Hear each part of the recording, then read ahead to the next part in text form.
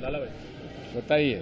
Sir, पश्चिम बंगाल और मध्य प्रदेश में जैसे हिंदू संगठन के लोग विरोध कर रहे हैं, वहाँ जाकर भी विरोध कर रहे हैं, मुर्शिदाबाद में विरोध कर रहे हैं जो वक्फ बिल का वक्फ को लेकर सुप्रीम कोर्ट ने जो होल्ड कर दिया है अमेंडमेंट को लेकर।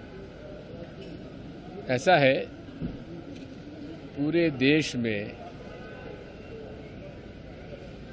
वक्फ बोर्ड का जो संशोधन किया गया है उसमें नाजायज रूप में इतना विवाद खड़ा कर दिया है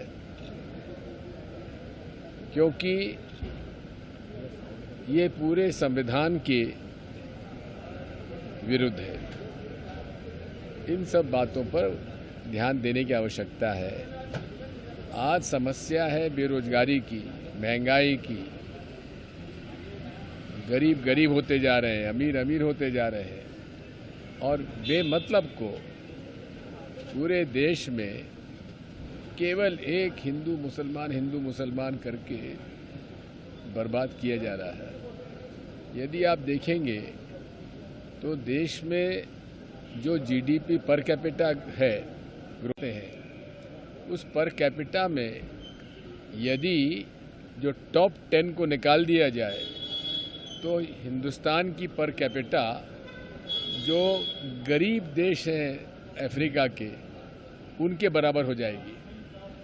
अब यही है कि मोदी जी को उसकी चिंता नहीं है।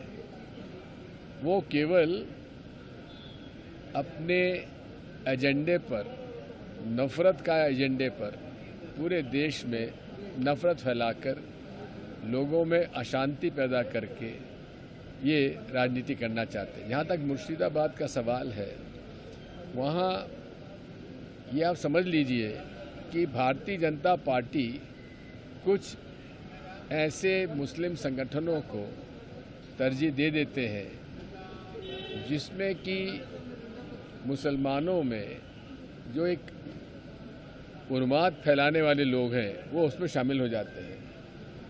आज समस्या वही है कि राइट विंग रीजनल फैनेटिक संगठन, चाहे हिंदुओं के हों चाहे मुसलमानों के हों, इनको थोड़ा सा हमें दूर रखना चाहिए और इन पर नियंत्रण करने की आवश्यकता होती है। अब जैसे मैंने उस समय बजरंग दल और सिमी को, दोनों को मैंने अलग अलग रखा था क्योंकि जब भी दंगे फसाद होते हैं यही जो हैं कट्टरपंथी हिंदू संगठन और कट्टरपंथी मुस्लिम संगठन, ये मिलकर दंगा फसाद कराते हैं। सर, अनुराग कश्यप ने ब्राह्मणों पर बहुत आपत्तिजनक कमेंट किया, फिल्म मेकर है अनुराग। किसी भी समूह के खिलाफ ऐसी बातें नहीं करना चाहिए। सर, अंतरिम राहत जो मिली है सुप्रीम कोर्ट के बात यह है, अंतरिम राहत तो ठीक है, उसमें तो केवल अपॉइंटमेंट पे रोक लगी है, लेकिन जो कानून संविधान के ही खिलाफ है उसको तो निरस्त करना चाहिए।